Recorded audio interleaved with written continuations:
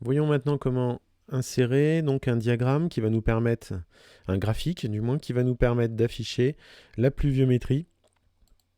Donc ici, cumul du jour. Donc, eh bien, donc pour une semaine complète. Donc je clique sur cet élément-là.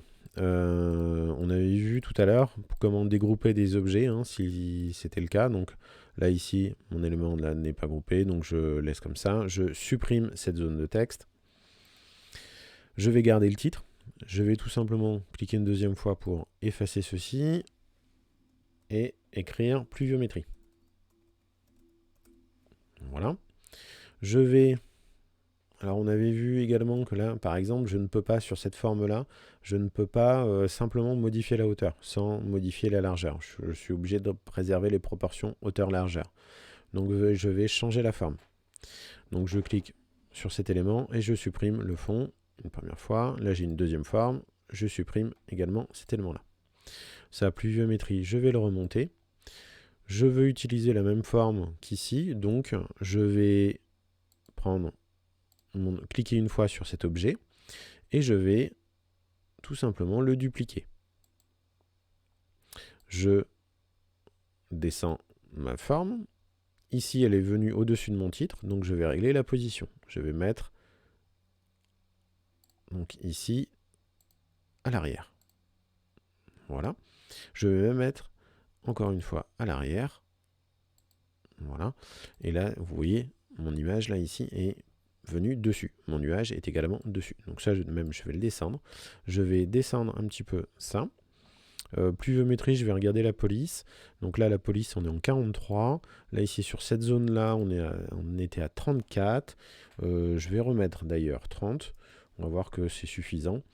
Ici, je vais mettre pareil, la même chose. J'efface, je mets 30. Hop, j'ai fait une erreur. Donc ici, 30. Voilà. Donc ça, c'est corrigé. Ici, je vais remonter mon titre. On va voir que si on veut, là ici, si on veut les positionner correctement, donc hop, je vais avoir voilà, un trait automatique qui va apparaître et qui va m'aider à positionner correctement pour les mettre à peu près au même niveau. Mais sur une infographie, c'est pas gênant. On peut avoir des décalages. Donc vous pouvez, n'hésitez pas à les mettre ici, comme ça, sur le côté. C'est pas gênant du tout. Et puis ça casse un petit peu ce côté un petit peu trop rigoureux si on a des éléments qui sont trop alignés. Maintenant, je vais insérer mon graphique. Donc ici, graphique. Je clique sur graphique. Je vais choisir graphique en bâton. Donc je vais prendre celui-ci. Automatiquement, j'ai des données qui sont déjà chargées.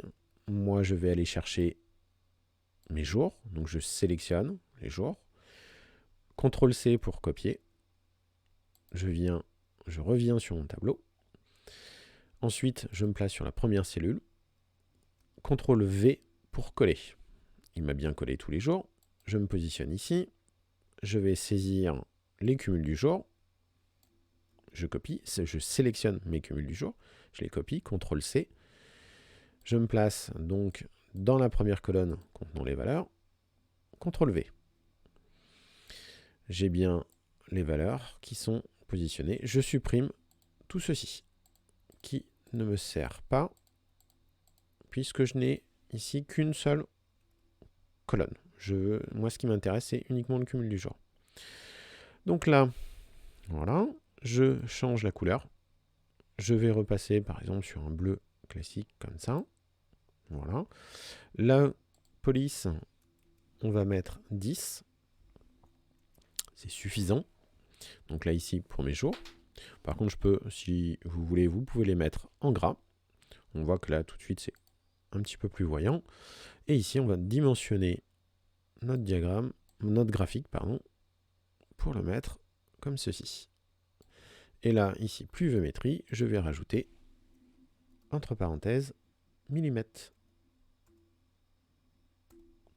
Et on peut mettre cumul jour.